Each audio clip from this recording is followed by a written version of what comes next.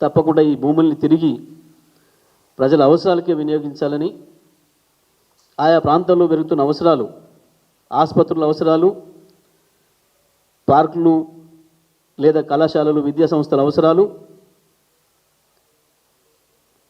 ఆట స్థలాల అవసరాలు, పూర్తిగా ప్రజల అవసరాలకే వీటిని వినియోగించాలని చెప్పి, లేదా ప్రభుత్వ కార్యాలయాల ఏర్పాటుకు అవసరమైతే వినియోగించాలని చెప్పి మేము డిమాండ్ చేస్తూ ఉన్నాం.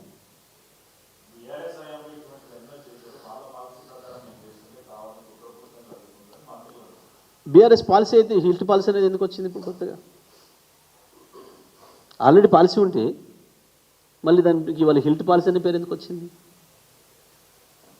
మేము బీఆర్ఎస్ పాలసీ ప్రకారం చేయమని డిమాండ్ చేస్తున్నాం. బీఆర్ఎస్ పాలసీ ప్రకారం చేయాలనేది మా డిమాండ్. హిల్ట్ పాలసీ కాదు, బీఆర్ఎస్ పాలసీతోనే చేయమని డిమాండ్ చేస్తున్నాం మేము.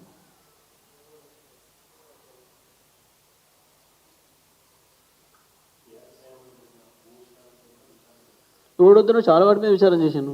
ఏడాడు పెట్టుకున్నావు వచ్చినాయని విచారణ రిపోర్ట్లన్నీ ఏడదాచి పెట్టుకున్నావు. ఎవడొద్దంటూ ప్రభుత్వమైనా అధికారమే ఉండే చాలా చేస్తుంది కదా విచారణలు. 2 ఏళ్ళకి ఇంకా సరిపోలేదా?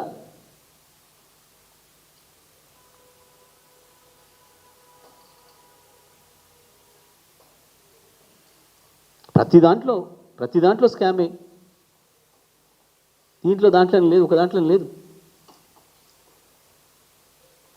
ఏ పాలసీ తెచ్చినా ఒక స్కామ్, కేవలం ఒక భూదందా, ధనదాహం.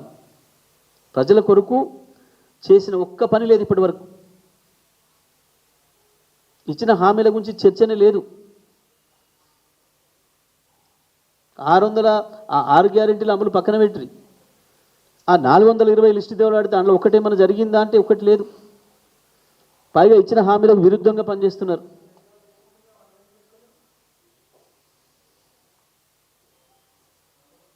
ఒడ్లు కొనే సోయి లేదు, పత్తి కొనే సోయి లేదు.